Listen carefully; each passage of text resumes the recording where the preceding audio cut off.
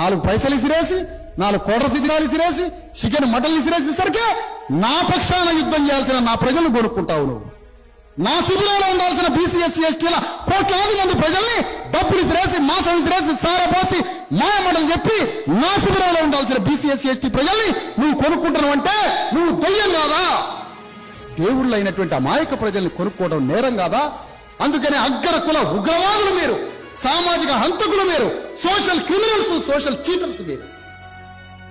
ఇవాళ వేదిక నుంచి చెప్తున్నాం, నా శిబిరంలో ఉండాల్సిన నా తల్లిదండ్రుల్ని, సొంత నా తల్లిదండ్రుల్ని, నా అక్కదమ్మల్ని, అన్నచెల్లెల్ని, నా వర్గ ప్రజల్ని ఈ ప్రలోభాలతో, మాయమాటలతో, చికెన్ మటన్లతో, సారతో నా దగ్గర ఉన్న జనాన్ని గుజపోతున్నవే. నువ్వు నీతిగా రా, నువ్వు నీతిగా రా.